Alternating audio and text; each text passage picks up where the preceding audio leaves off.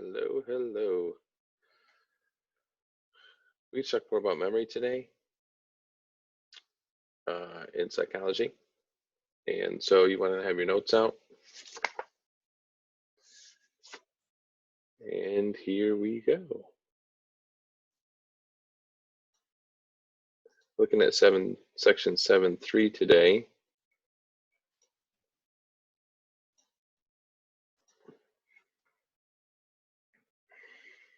Okay, 3 stages of memory. So, a little review here to start. We started out with looking at kinds or categories of memory. And we had episodic, which is autobiographical, semantic, which is general knowledge, and implicit, which is procedural knowledge or memory. Then we looked at processes, encoding, storage, and retrieval. And that included things like maintenance rehearsal, laboratory rehearsal, etc. So now we're going to look at stages of memory: sensory, short-term, and long-term. You probably heard of at least short-term and long-term memory are pretty well bantered about in society. Okay, so sensory memory consists of the immediate initial recording of information that enters through our senses. A memory trace of a visual stimulation held in our sensory memory decays within a second. So our eyes are constantly seeing things. And if we're not focusing on any given thing, that visual piece, that icon, will stay in our sensory memory for less than a second. So obviously you don't remember everything you saw yesterday. From the moment you woke up until when you went to sleep. You don't, because just think of how much space in our brain that would take, although space might not be the issue.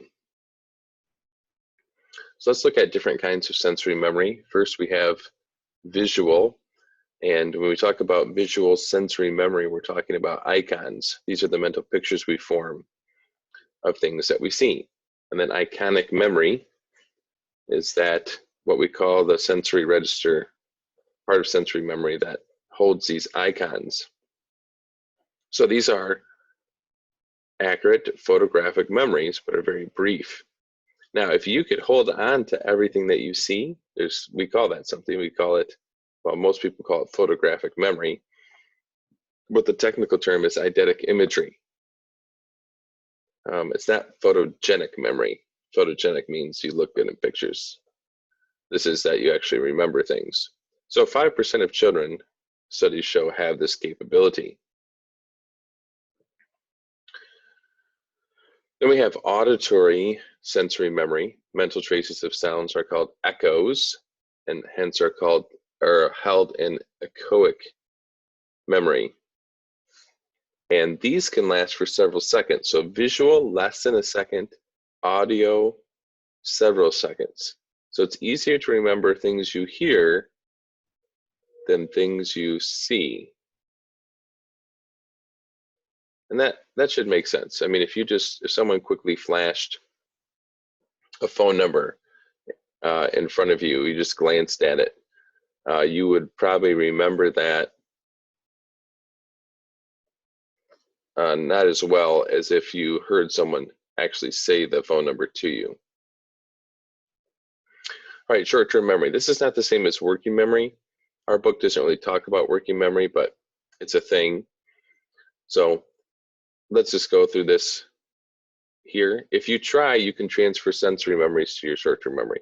So like, let's say you're trying to do your Bible memory or you're trying to study for a test. When you actually focus on what you're seeing and being intentional about trying to get this in your head, then you're transferring your sensory to your short term.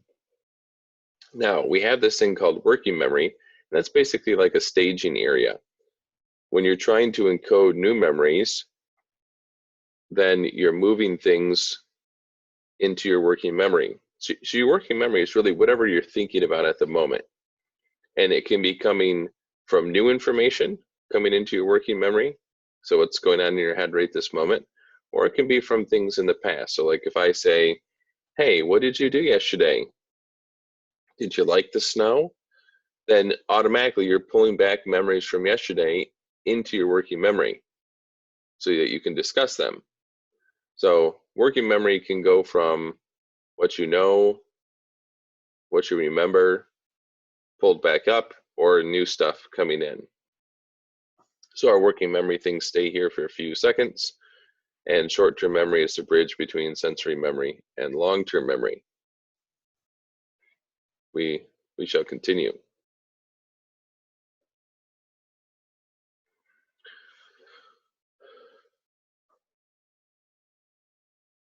The primacy and recency effects. So we tend to remember things, the first and last items, better than what's in the middle. So maybe I keep going back to the Bible memory because that's just something we're all familiar with. Maybe you have it where you didn't learn your Bible memory very well, and you can remember the first part of the memory and you can remember the last part of the memory, but what's in the middle is pretty fuzzy. Well, that's pretty common. Primacy effect, you remember initial items. Recency effect, you recall the last thing that you memorized in that list or that Bible memory or your notes, etc. All right, chunking. I've probably consumed my share of chocolate in this time of quarantine. I try to keep it out of the house, but it's a thing around here, chocolate. Okay, so chunking is just a memory strategy. So you take items, you organize them into familiar or manageable units. George Miller said we can hold 7 items in our short-term memory. Very few can remember more than 9. So they say, oh, so phone numbers are 7 digits because that's kind of what most people can put in their working memory or short-term memory. So businesses try to get numbers that have many zeros, repeated digits, or words to make them more memorable as far as their phone numbers go. But as far as chunking goes, like I remember in a college class where it was like an educational psychology. No, maybe. No, it was it was educational psychology. It was listening to a guy give off like the first 100 digits of pi, and that he had memorized. And then they were just they did another activity where they were just giving him digits of pi, but it was like, you know, hundreds of digits down the line, and he was trying to memorize them very quickly. And he was just taking numbers and chunking them together with things that he, as a way of elaborative rehearsal, connecting them to things that were already in his head. So they'd give him numbers, and then he would quickly take, you know, a group of 3 numbers or 4 numbers and say, you know, like if 4 digits in a row would be like 1941, he would quickly, so like, oh, Pearl Harbor, 1941. Just something, taking, instead of memorizing 1941, he would memorize 1941 altogether and then quickly connect it to something he knew very well, the date of Pearl Harbor. If you're memorizing a phone number, instead of memorizing all 7 digits individually, 8675309 or something, memorize them like as a 3-digit number and 2 2-digit numbers or something like that. That might make it easier to remember. That's the idea behind chunking. Or if you can connect several pieces of information together instead of singly, that's kind of the idea behind chunking. All right, interference. So you read about this yesterday in the Lloyd and Margaret Peterson article, where they looked at what they called short-term forgetting, but just how much influence interference has on our ability to remember things. So they would, the one example in there about how they would give something to memorize, and then they'd have to, they'd shout out a number, and they have to count backwards from that number, whatever the case was, and how poorly you can remember things after interference. If you remember, we've already seen interference when we studied Albert Bandura, when we're looking at social learning, and how in one of the Bobodell examples, a kid was supposed to watch the Bobodell, and then the whole time he's doing it, they were having him do something else. Can't remember what the activity was, but it was interfering with his ability to see exactly what the Bobodell what the Bobodell was doing. And so interference, it's a big deal with memory. And so you just think about optimizing your time when you're studying, when you're trying to concentrate on something, you have something. This is basically highly engineered interference, right? Where you have notifications. You're thinking about a math problem. You hear your phone buzz. You're trying to do your homework. You're trying to learn something. You're reading a book. You're trying to comprehend something, whatever the case may be. And any interference gets your mind off of it, makes it very difficult for you to really put it into your memory well.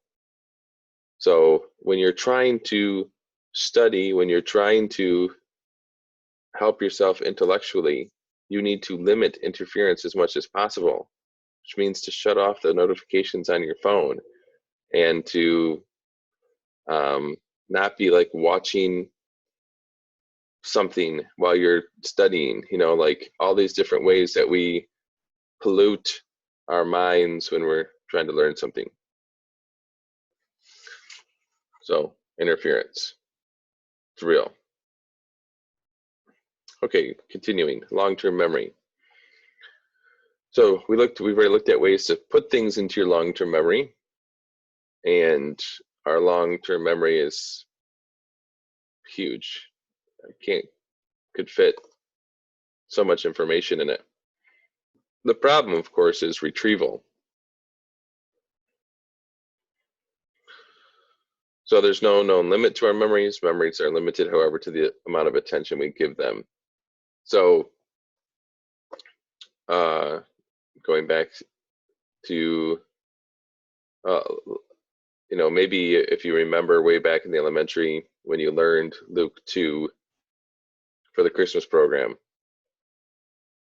Now, maybe you've never memorized Luke 2 since then, and so your memory of Luke 2 is limited. However, if you've reviewed it numerous times over the years, you probably know Luke 2 pretty well, at least the first part, right? That's how it goes with all of our memories. If you review them, they stay pretty clear. If you never think about them, they start to fade and they have gaps in them. So if you took like a family vacation last year, and let's say you did a little journal throughout the family vacation, things you did each day, etc. And then if you were to like try to recall that stuff right now, then go back and look at your journal and see, oh, what things did you misremember, and kind of clear up your memory, and you keep doing that periodically, then you'll remember your vacation a lot better than if you never really think about it. So there is such a thing as maintaining memories, and that's by thinking about them, giving them attention. So memories we have stored in our long-term memory are usually experiences that have a great impact on us. All right, so some psychologists once thought all perceptions were stored permanently.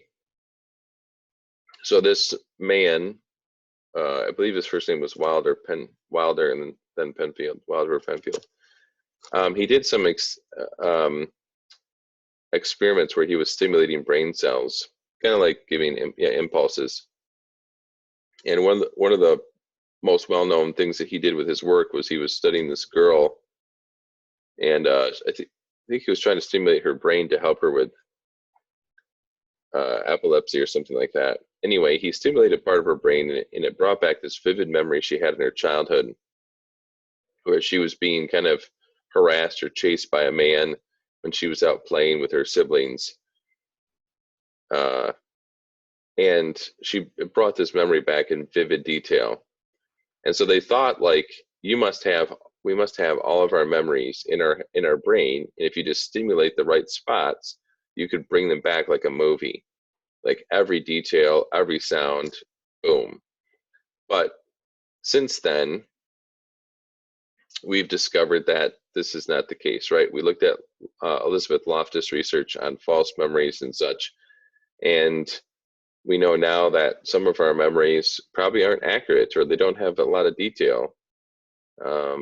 They've been manipulated or altered. So that's what psychologists used to think versus what they think now, right? So memories are not recorded and played back like movies.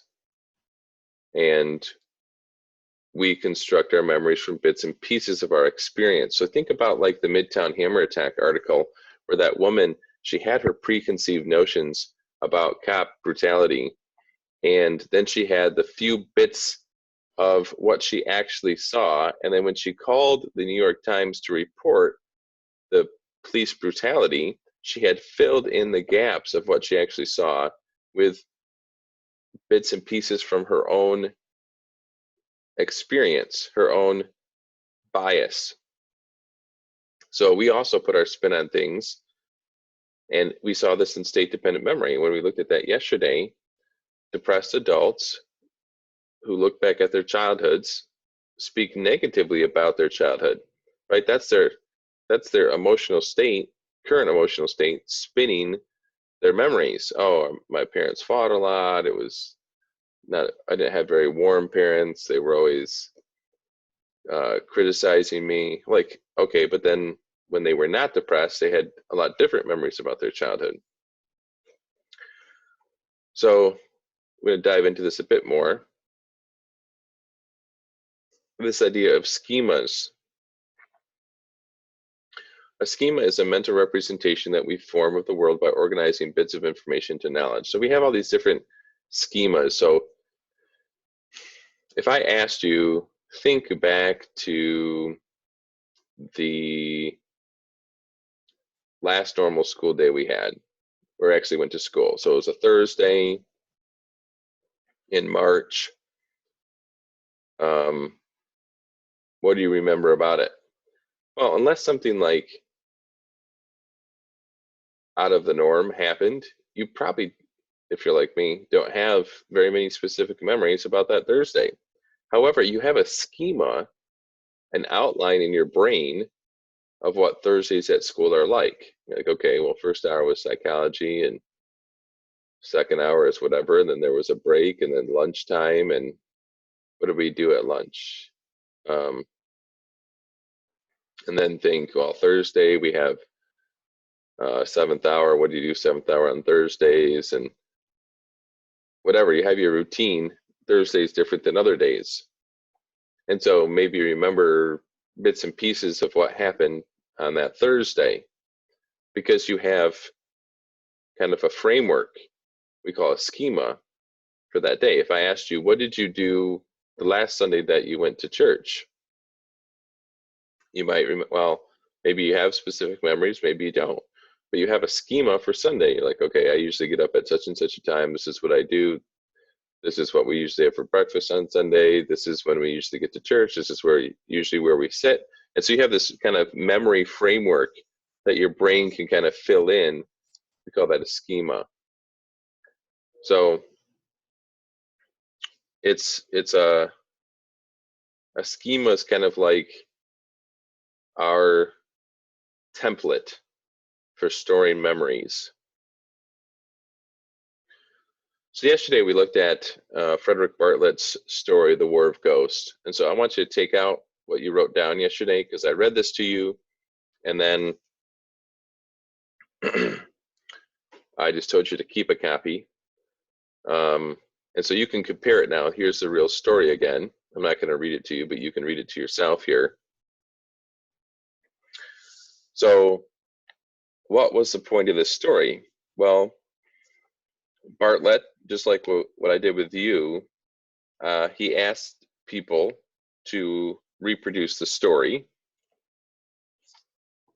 And then after that, subjects were asked to reproduce the story again as opportunity offered, whenever it could conveniently be done. In one case, Bartlett happened to meet one of his participants 6 years after he was in the study. And Bartlett said, "Hey, you remember that story of the Wharf Ghost? What do you remember about it?" And so here's kind of Bartlett's summary of what he learned. First, the remembered stories were shorter. Some details were lost, but some details were added or altered. So you can check yours. Is yours shorter than this? Did you miss details? Did you add details? Often, more archaic words were replaced with more common words. The storyline might be changed a bit. Some leaps of logic or bits in the story that sounded strange or foreign were omitted or explained. As with the pictures, the memories drifted towards what was familiar. In fact, many participants reported that their memories were not for the words of the story as they had read it. Rather, they remembered their visual images of the story's events and reconstructed the stories from those. So you might go, when you were writing this down at the end of the lesson yesterday, maybe you were thinking to yourself the visual things that you imagined, and that's what you wrote down. And so this idea of reconstructing the story from your mental images is what Bartlett focused on. And he says that, so our memories are not like a mental tape recorder. When we hear things like the story, we create mental imagination of what that was like. And then when we retell the story, we feel that that's how there's different details and stuff get in there. It's because when we're making these mental images, our images are not perfectly crafted from these words. Our mental images are manipulated by our prior experience with stories like this, or any story that's somewhat relatable. And so that's how we get extra details or omit details, etc. And so this is what Bartlett called schemata or schema. So it's reconstruction of our memory. So it's our memory, our brain automatically fills in details that we might be missing based on our past experiences. So that's a huge part of our long-term memory, is how our and that can be influenced, right? We already talked about with the state-dependent memory. How we remember things it's not an unbiased rendition. It's our memories are tainted, and hopefully you're getting a sense of that, what affects our long-term memories. So this is just that example right from Elizabeth Loftus, looking at how different words can influence, because you have different schema. So if you say two cars hit each other, right, in that memory of that car accident, they estimated the speed at 34 miles an hour. A week later, when asked about broken glass, 14% said yes. But when you use a different schema, smash, they thought the cars were going, considerably faster, and much more believed that there were broken glass. So an influence of schema. Okay, so that's kind of a bit through. I don't know if I went too fast. It's hard when you're not here. I'm really regretting the deficiencies of online teaching, and just that we can't have a conversation about this material. But if you have questions, send them, and hopefully you learned a bit more about how our memories work.